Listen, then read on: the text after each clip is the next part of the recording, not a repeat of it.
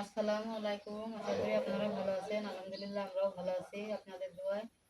তাই যে আমরা আজ একটু বাজারে গেছিলাম। মনে করেন যে ঘরে বাজার ছিল না, আর মেয়ের মনে করেন যে সেদিন তো বললামই যে কিছুই কিনে দিতে পারিনি, আপনারা হয়তো শুনেছেন। তার রোজা 21টা, তাই তো আজকে বাড়ির ভিতরে কিন্তু সবাই বাচ্চারা কেনাকাটা করেছে, নদী কিনতে পারিল না। মনটা আসলে খুব খারাপ ছিল, যেমন মনে কিছু কিনে দিতে পারলাম না। তাই দেখেন আপনাদের কি দেখায়, খুবই খুশি হয়েছে আমি। মনু খুশি, তোর ভাইয়াও খুশি। তোর ভাইয়ার পছন্দ হয়, কিন্তু এই ড্রেসটা কিনে দিয়েছে তোর ভাইয়া। দেখেন এটা কিন্তু প্লাজো, ও কিন্তু স্কার্ট নিতে চাচ্ছিল, তো ভালো স্কার্ট পাওয়া গেল না দেখে ওর ভাইয়া কিন্তু এটা পছন্দ করেছে। যে তোর ভাইয়া কাপড়ের দোকানেই থাকে। পরে নদীও কিন্তু খুবই পছন্দ করেছে, বলছে নামও স্কার্ট এসে এটাই ভালো হয়েছে।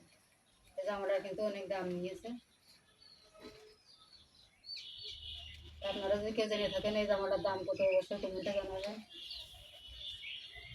জামাটার দাম কিন্তু মেলায় নিয়েছে। আর এই দেখেন এর সাথে ম্যাচিং করে একটা জুতো কিনেছে, স্যান্ডেল। স্যান্ডেল। ও নিজেই পছন্দ করেছে, আমরা কিন্তু আজকে কিছুই পছন্দ করিনি। এখন মেয়ে যে বড় হয়ে গেছে তা আজকেই বুঝলাম, সব কিন্তু পছন্দ নিজেই করেছে। ওর ভাইয়া কালকে রাত্রি মনে করেন যে কালকে বাজারও করিনি, টাকা নিয়ে আসে প্রতি সপ্তাহে মনে করেন টাকা দেয়। কালকে টাকা দিয়ে বলছে কিন্তু মনির জামা কাপড় আগে কিনে নিয়ে আসবো, বাজার করার দরকার নেই। পরে 3,000 টাকা দিয়েছে কাপড় চোপড় কেনার জন্য। কাপড় চোপড়ই কিনা হয়েছে। কাপড় চোপড় স্যান্ডেল দেওয়া, জামা দিয়ে 3,000 টাকা মনে করেন খরচ। আর ওর আব্বুর কাছে টাকা ছিল, তাই দিয়ে মনে করেন যে বাজার ছিল না বাড়ি, তাই টুকিটাকি করে বাজার করে নিয়ে আসলাম যে খাতে হবে। রোজা রমজান মাস, যাটা তো খাওয়া যায় না, তাও যাই হোক।